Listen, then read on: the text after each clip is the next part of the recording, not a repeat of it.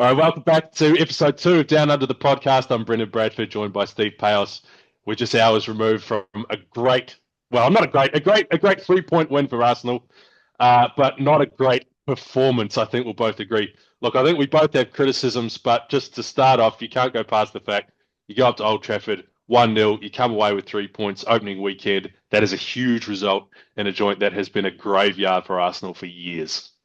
Well said, BB. I think it was a game where we were both testing each other in the early hours of the morning, worrying about what could be and what was going to come of it. So I think for us, the most important thing, I don't care what anyone says, is the result. And I'm the first person to put my hand up as well and say that I was extremely critical to anyone that would listen in text, you included, at 2 in the morning, 2:30 in the morning, misplaced passes. What's this guy doing here? Geez, Declan Yep. Rice looks leggy and tired. Geez, Saka's not doing much. Geez, Yokeres is working hard but hasn't have a chance. Blah, blah, blah, blah, blah. The main thing, BB, is that we got the result. I can give you a number of times we've played them off the park at Old Trafford. It's a graveyard of a ground for us. We haven't won there by 2 or more goals, and I think it's since the 80s or 90s or something like Yeah. that. We've had, before 2021 when Aubameyang scored the 1-0 penalty win. Since then, we've had another 2 wins, so we've won 3 out of the last 5 there in the league. But before that, it was 2006, and before that was 2002 when Will Tord scored the winner in the title run. So look,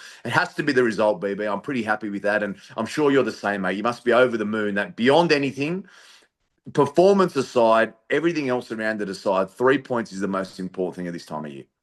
Absolutely, man. And you look at that in February and March.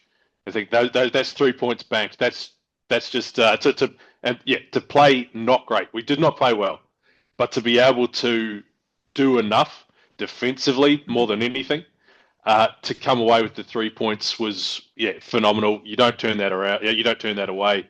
And it will give you What should did you give you make of some. that, BB, in terms of what did you make of that sort of the defensive resilience? Because what I found during the game is that for all the times that it felt like that they were going to score and they pressed on us, they realistically, apart, I can think of an Mbumo header, I can think of an Mbumo sort of cutting off that right hand side a couple of times where he looked to sort of fancy an opening. I thought defensively we were superb.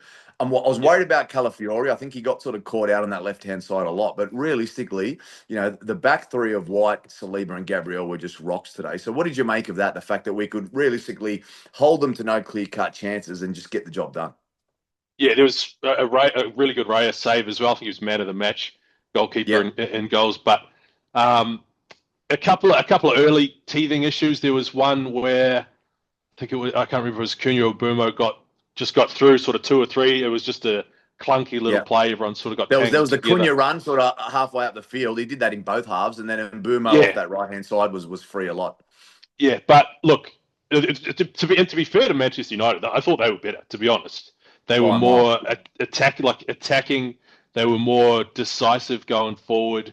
I thought they defended what Arsenal was trying to do, which was still pretty limited. They defended that pretty well, but Hmm. to basically, when things aren't clicking, things are still gelling, right? Like there are guys there that have only played a handful of minutes together. So to be able to rely on that back three and keeper to hold you in it, to keep you in it at Old Trafford, at such a tough ground with the crowd booing and the whole thing, um, really gives me a lot of confidence. Like that's although I have so many criticisms, I just come out of it going, look, to scrap away with a win like that, I'm more confident than anything. And look, all the criticisms that I have will be things that that will be worked on. We'll figure out. They'll just iron out as the season goes on. I hope. I'm pretty sure. But let's get to it. For me, going ahead, like it just felt like this indecisiveness on attack. There were a couple of times where you would have 2-on-2, 3-on-3, maybe even an overlap, but guys like Erdegaard, Martinelli were just indecisive, not making the play. Just it felt like they were waiting for things to happen. And to Manchester United's credit, they defended that really well. But I can think of several instances in that game where Casemiro got like a loose ball on the counter Hmm. attack, and he's just gone bang, and United are on the attack, and it just didn't seem to be happening for Arsenal. I don't know what it was. What are your what's your take on it? Couldn't agree more, mate. What I was going to say there is that It felt like it had a lot of preseason vibes about it. And I think where these Did. big issues are coming from is these big sort of money spinning tours that we go out to the Far East to try and, bring in fans, bring in popularity. I think that what they do is they can get your fitness in your legs. And I feel like for the most part, for sort of 60, 70 minutes, you could see that we had the fitness in the legs. But where we really struggled with was that, connectivity between us to Yep. actually pass the ball. Now, you said spot on the first name that rolled off your tongue, which is so obvious, was Erdegaard. How many times did he get to that final ball? He tried to skip past the defender, got dispossessed, tried to play the final ball. He's either played it out by the byline because the attacker he's not in sync with to actually run down the wing. Yep. We saw that with Martinelli once in the first half. I remember where it just rolled the wrong way. We saw one with Saka where he's played it straight into Dorgu, I think it was. And it's just, I can, the amount of times I just sat there going, oh my Yeah. Lord, like what's happened Yeah. here? And where I think we saw the difference over the weekend is that while City did have the Club World Cup, and like they were knocked out of that in sort of early July. They've then had time to come and have a rest, and then they've based their preseason in Europe.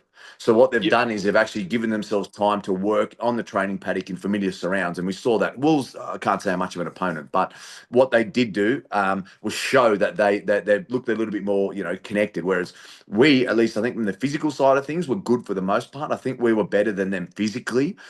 Even though if you look at Declan Rice, he looked very leggy towards the end, which was a Mm. bit of a concern this early in the season. But the thing is, it's hard to tell how hot it was as well. We heard the commentators, talking about it Yeah. being an extremely hot Manchester day, and I spoke to a friend of mine who was there. He said it was 21. So I don't know if that's classic It's a, English, it's a English different heat. English It's a weather different tactics. kind of I heat. was like, oh Yeah. no, I don't actually think it's that. I don't think that's actually too bad. But look, 21, I suppose, when you're running the sort of distances these guys are, uh, is a lot. So I agree with you on that. Like there's very disjointed. I thought Zubamendi was pretty good. He's going to have to just increase his speed a little bit. He's very Yeah. good at intercepting, reading the play, but I think he likes that sort of La Liga, put on the ball, have a look around. In the Premier League, you don't Yeah. have that sort of time. And whilst he didn't get caught out entirely, I thought that was good. I thought Gabriel and Saliba were rock solid, but there was the moments where they just dilly dallied on the ball a little bit.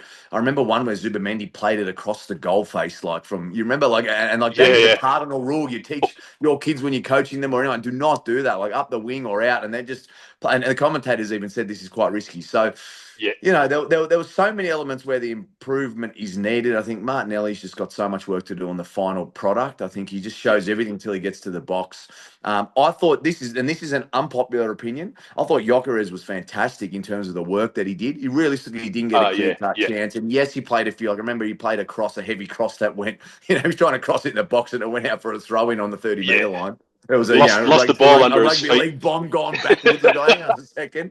But I actually thought he was really good. So for me, my man of the match was Ben White. I thought he was fantastic. I love Jurien Timber, but Ben White gives us so much more going forward, and he's very solid at the back. So I think we missed him last season with his knee injury. So Ben White for me was our best player. Gyökeres after that. I thought he was fantastic. He worked really hard.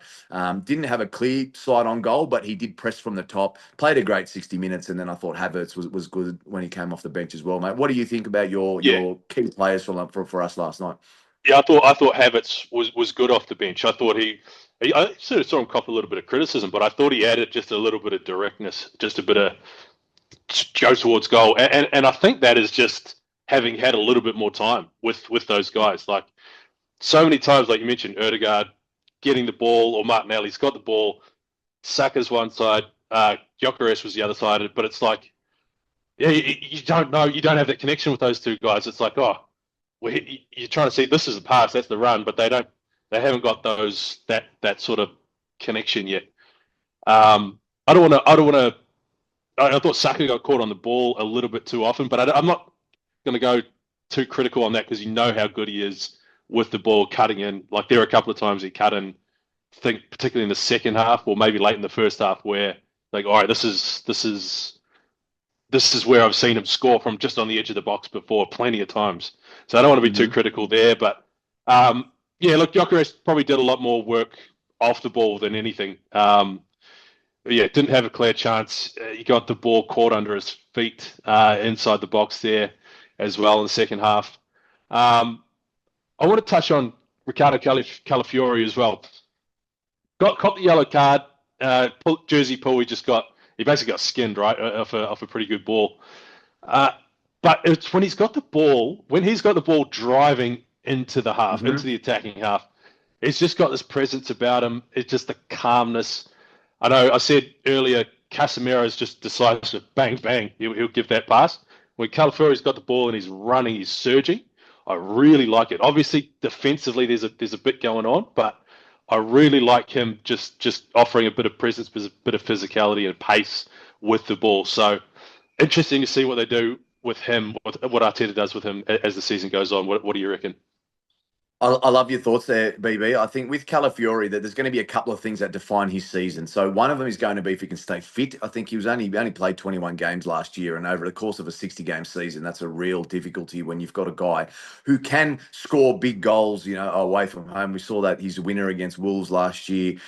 We saw his brilliant worldie against Manchester City to sort of get us back into that game last year at the Etihad. He's a player that when he drives forward, Bradley at the pops into Euros too. midfield. Yeah, Yes, Bradley at the exactly. I Euros mean, too. The he's semi-final. Yeah, yeah, not semi-final. yeah, The spot extra on, time. mate. Yeah, Yeah, part of that Italian back three, absolutely world class. So he's been a fantastic player in that respect. I think defensively is where he's going to get caught out. But what I would like to see, though, as our squad continues to grow now and become settled, is that difference in terms of what Arteta does with the squad selection. So you've got Lewis Skelly now. Zinchenko, I think after his comments last week, his Arsenal career is probably over. But I sort of feel like that Timber has the versatility now that he can go over there and just do a job as a defender. So we'll see a little bit of that as well. And then I just personally would love to see, like, at some points, a back three. I just think Ben White, Saliba, and Gabriel as a back three would be unbelievable, because what I would love to see as part of that is Lewis Skelly as a wing back. Saka has played a bit of wing back, and I'm not sure that he wants to go back and do that, but I think he's able to play that position, really bombing up the flank where we saw him come to fruition. So, and then what that means as well is that you can almost put Calafiori into a midfield role with Zubimendi, and then let Erdegaard go a little mm, bit further forward with Declan Rice and only play one up top, for example. So there's yeah, plenty of different options there, but I love what you got to say about Calafiori. I think he's got real potential. He's just got to stay fit now, and he's got to work on that game, because, like you said, when Casemiro pinged quickly to him, it caused a real problem for us, and Bumo looked good for them, so it's a good signing. yeah. Just real quickly on United, Mbeumo looked good. Cunha looks a good signing as well. Interesting to see where they go. I genuinely thought they were better. Like you said earlier, we've gone up there, played the house down, lost. But yeah, sometimes that's the way it goes. We said we were on till 10. I know you've got to run, so we'll wrap it up here. But was it Leeds this weekend? Maybe we'll Leeds jump this back on weekend, end of the brother. week for a preview. Absolutely, Uh, we'll do our full Premier League chat later in the week. We'll preview the next game, but I think overall, mate, we're very happy. We've got the result, and that's all we need to do now. I mean, we've got Leeds this weekend, Liverpool away next week. I tell you what, if we can scam a 1-0 or take a point, well, I'd be very happy. So I think we're in a good place. Let's see what happens next week. If it's disjointed and crap next week, I think we'll have a bit more to be worried about. But I think for now, yeah, we'd be pretty happy. absolutely. Steve Peios, I'll speak to you soon. Talk to you soon, BB. See you later in the week.